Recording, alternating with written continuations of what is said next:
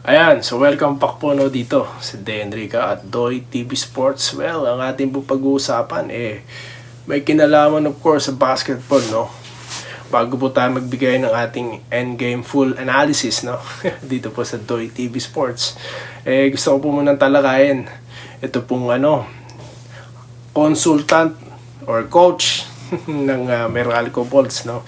Na si Coach Nenad, no? Or Consultant Nenad. Ayan. Kasi napapansin ko po sa mga comment section, parang tila may nagre-reklamo, no?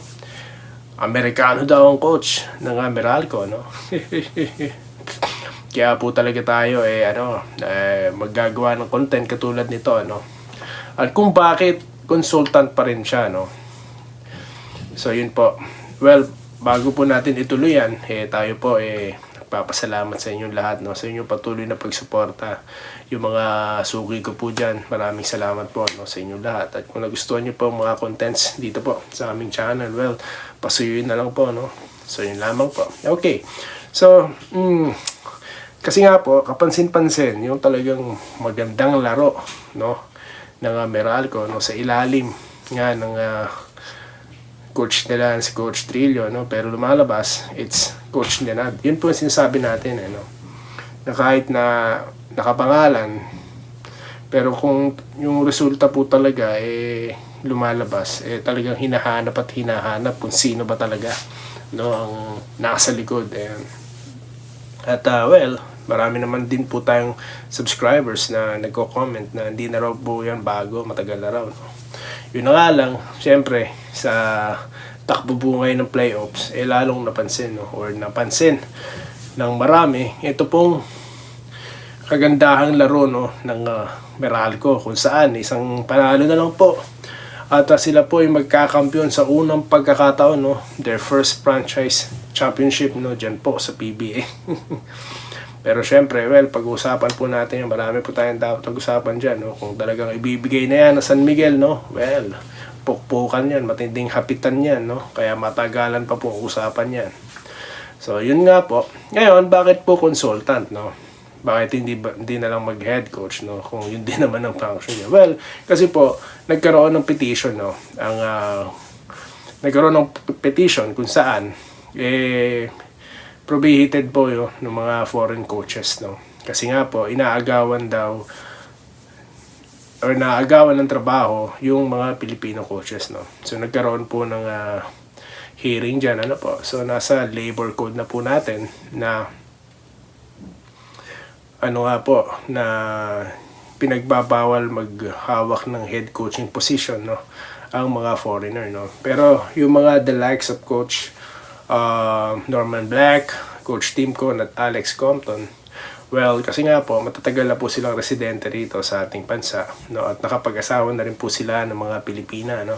Mga kababayan nating Pilipina. Kaya nga hindi na sila pinagbawalan, di ba? Kaya nakakapag-coach pa rin sila or meron po sila mga titulong head coach, no? Pero yung mga katulad po ni Coach Nenad is yun po, pumapasok po siya doon sa batas na yun, no? Or sa ruling na yun. Kaya po kahit pa gustuin pa natin, no? Kung batas na po yan, wala po tayong magagawa, no? Yun na nga lang, may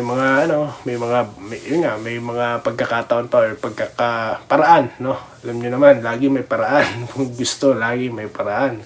Kaya siya po ang head consultant. Ayan, ng Meralco. Well, para sa akin, wala naman pong masama doon, no? Yung iba kasi yata nagre-reklamo. Coach, yan ang coach, naman, kung siya man ang head coach, ganun po talaga, no? At para sa akin, no? Sa akin lang po, no? Dapat, hindi na nga pinagbabawalan ng mga foreigner. Kasi nga po, nagdadala po sila ng napakagandang competition, no? Sa liga natin. Tulad ngayon, kita nyo naman, kahit na hindi Hinebra naglalaro, talaga pong nakatutok ang marami. Kahit nga po ako bilang pan ng Barangay Hinebra, nakatutok dyan. Kasi nga po, sa ganda, no, ng laro na ipinapakita ng Meralco. Akalain mo magiging magugustuhan ko ang Meralco. Akalain mo yun. Yun na nga lang kasi talaga po, I admired that kind of play. Kaya nga po nung nasa Gilas no, yung mga series of Gilas videos po natin. Talaga pong yan ang kinaklamor ko, no. Yan po yung tinatopic ko lagi na dapat po talaga international type of game tayo, kasi nga po wala naman po tayong the likes of Kobe Bryant, wala naman po tayong the likes of Luka Doncic, no, para po mag one-on-one, no, at wala rin po tayong the likes, no, of Shaquille O'Neal para mag lopos, di ba? Ngayon po, niluma na po yan ang international type of game. Kaya nga po ang US, hindi na po ganun kadali, no?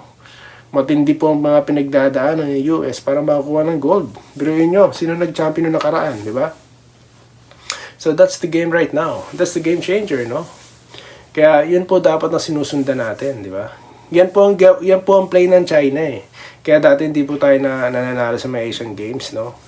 Ganyan din po yung play sa international in general. Ganyan po ang laro. Kaya, 'di ba? We need to level up, 'di ba? Kaya yun po yung ating take diyan, no?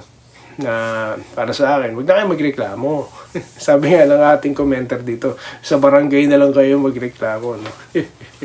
Kasi nga po, para po sa ikagaganda ng kompetisyon, no? Biruin nyo, napakadaming fans kayo nang naglilingunan na at nagbabalikan na, no? Hindi lamang po ang mga solid fans ng San Miguel Beermen, no? Pati na rin po yung mga basketball fans, di ba? Nakatulad ko, di ba?